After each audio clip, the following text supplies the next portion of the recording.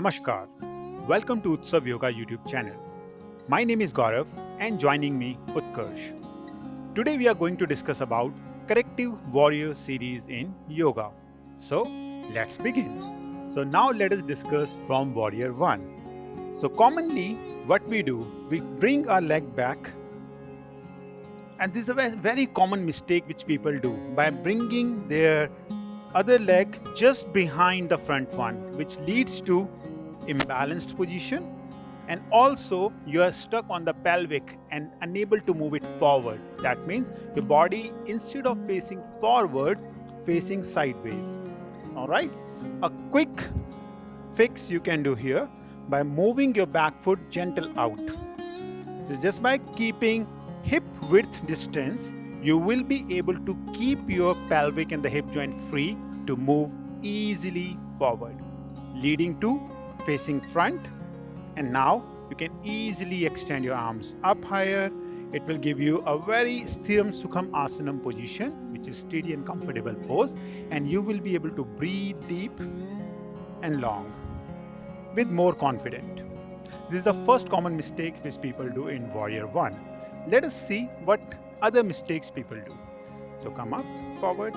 From the side view we will see. Now let us see the second common mistake which normally people do, feeling that they are working in Warrior 1, but instead they are not getting that amount of work. So let us see how we can gain more efficiency in our Warrior 1 with this common correction.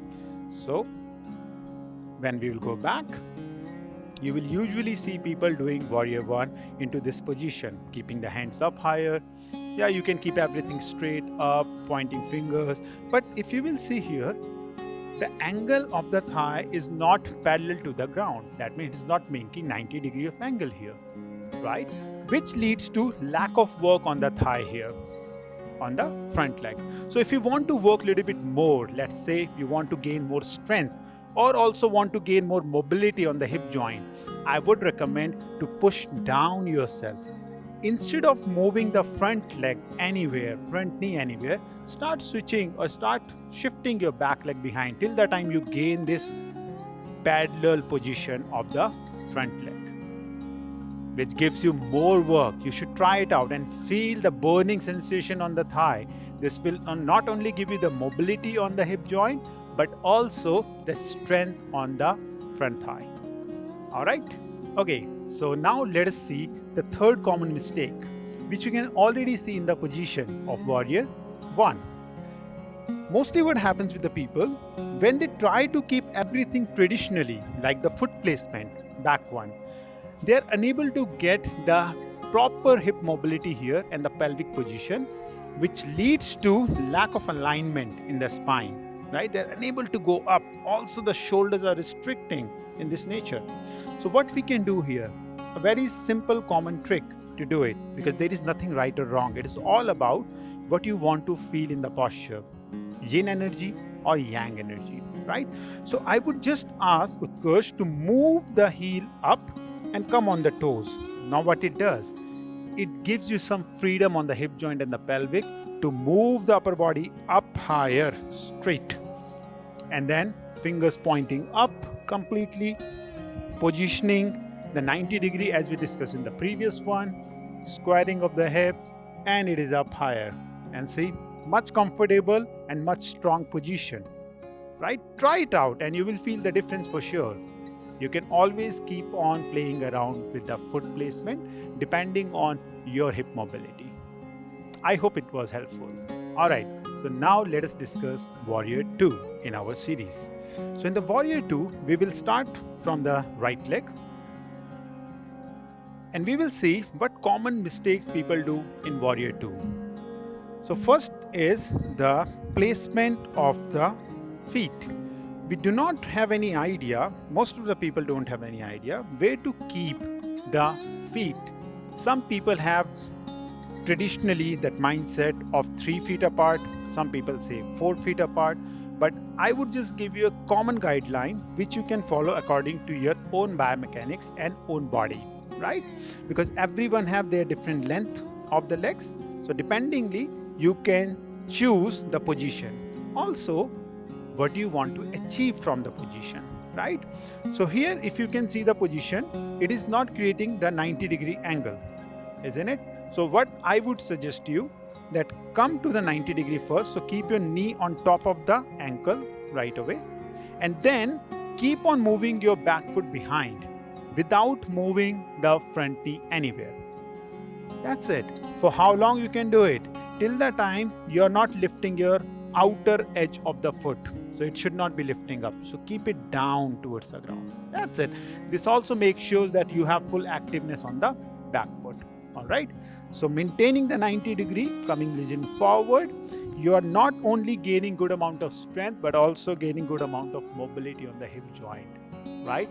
And with that, definitely you keep your hands up and keep your shoulders relaxed, and then watching towards the right hand. Okay, so this is the placement related correction which you should follow in your Warrior 2 to gain more strength and mobility around the hip joint.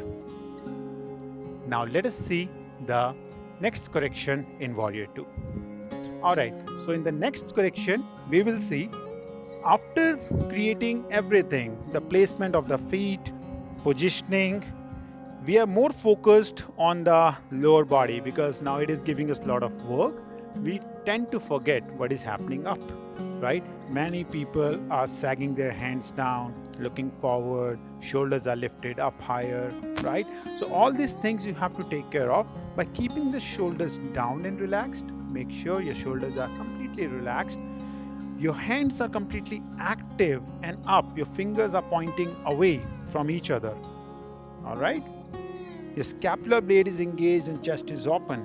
And once you feel that activeness on the hands, you can gently watch towards the right hand if it is on the right side. Similarly, you will do on the left side for the left hand. So this is the second common thing which you can incorporate in your Warrior 2, so that you're not only working on the lower side of the body, but also on the upper side of the body. It is all about union in yoga. Great. Alright, now let us see the third most common mistake which people tend to do every time, and also it leads to certain amount of aches and pains in the knee. Okay, it is very important, right? So just watch it. So when you go into Warrior 2, many people, just because they want to go down in the position, they tend to go and press their hip joint down, which leads to internal rotation of the knee, if you will see here. So even after creating a full position, if you are feeling like from the front view, your knee is pushing inside, it is creating a lot of trouble, lot of stress on the knee joint, which leads to pain over a period of time, right? So just make sure we are giving the first preference to the knee rather than the position which we want to create by pushing ourselves down.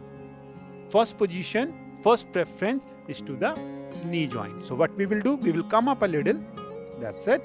First, we will fix our knee in line with the second toe. So make sure the second toe is in line with the knee, or knee is in line with the second toe, right?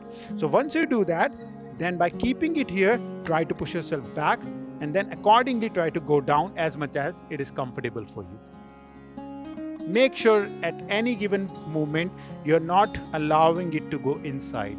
So just with awareness, try to keep it out, in line with the second toe, and then see how much you can go down. And the rest of the things as we discussed already. Perfect. This is your Warrior 2. I hope it was helpful. Now let us discuss Warrior 3, which is aesthetically is also not very easy pose to do because it requires a lot of balance challenge, right?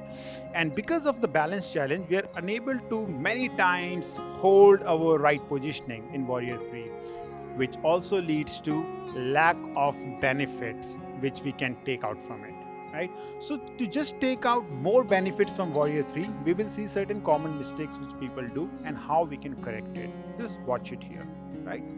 So first we will go into Warrior 3 as we normally go. So right now I am not asking Utkarsh to keep the hands forward, just to show you the hip positioning here, right?